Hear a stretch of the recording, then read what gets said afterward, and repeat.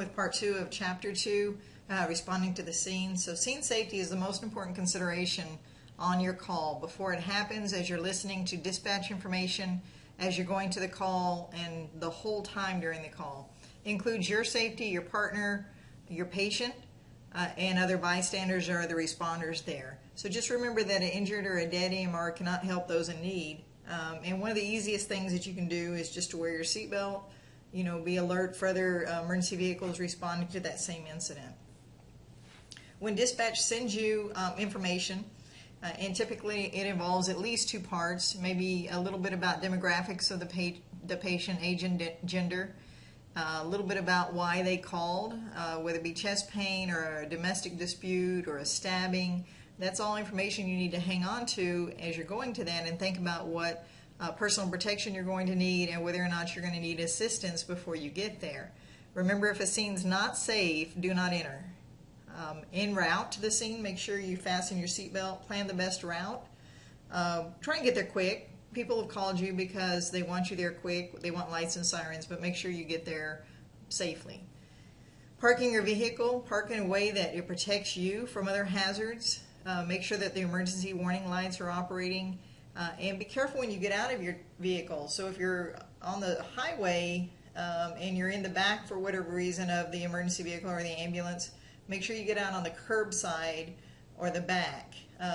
If you're parking with traffic, the only one who's got a little bit of a safety issue in getting out is going to be that driver. If you park against traffic, make sure you get out the back if you're riding in the back, because if you get on that curbside now, you're stepping right out into traffic. Make sure you wear reflective clothing, especially at night.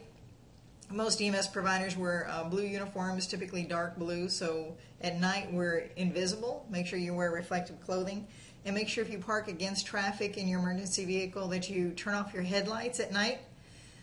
Leaving them on has an oncoming car think that they're going to go to the right of you, and they may be right there where your incident has occurred. Again, safety vests are always good. Make sure if your vehicle's not used, park it out of the way. We try to use it to respond to the patient, get equipment out as quick as we can, so we rely on those other responders to help put out flares and use their vehicle to slow traffic down. Scan the scene. Scan the scene. It could be a lady's house with a fence all the way around the front and backyards, and then you get inside and she's got a Rottweiler or worse, a Chihuahua, so scan the scene all the time. Check out traffic. If you're on a busy highway, make sure you get all the assistance that you need before you get out of your vehicle. If it sounds like a violent scene for whatever reason, stay in your vehicle, stage quarter-mile away. People will be shouting at you or whatever, but if it involves a scene, you always want law enforcement there before you roll up on that scene. Crowds can be a problem, and it can just be that mob mentality of shouting at you. If that's the case, get the patient, get him in the ambulance, and drive away. Get to a more secure place. Before that crowd gets out of control, it's best to request help. Anytime there's electrical hazards, somebody struck a utility pole and the pole looks like it could snap at any time, those lines up there are under a lot of tension, especially if you see a dangling line. We're 60% water. Electricity loves water, so it will actually arc to you. You don't have to touch that line. It will arc to you to get to ground. So make sure everybody's away, including yourself. Call for that current to be turned off. I like the wearing a helmet, chin strap, and all. I mean, this is high-powered electricity from power lines, so it'll melt the helmet to your head pretty quick. But make sure that you're staying away from whatever those electrical hazards are.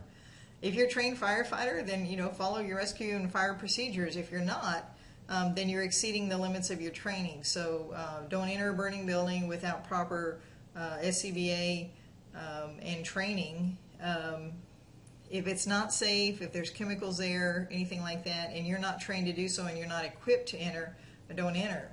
A lot of times we arrive up on a crash that may involve hazardous materials. It may be something that's fairly simple, and it may be something that is very toxic. So remember to stage your vehicle upwind and uphill. Use binoculars so that you can see the placards. You can relay that information. You can get the hazmat team there.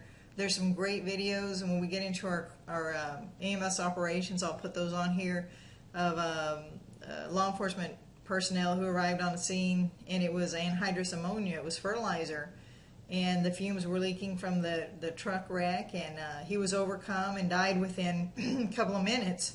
The sad thing was his radio was still keyed, and you could hear him the whole time, you know, fighting to breathe. And the good thing is the next responders that showed up staged appropriately, and you know, at least contained the scene. They weren't injured like he was.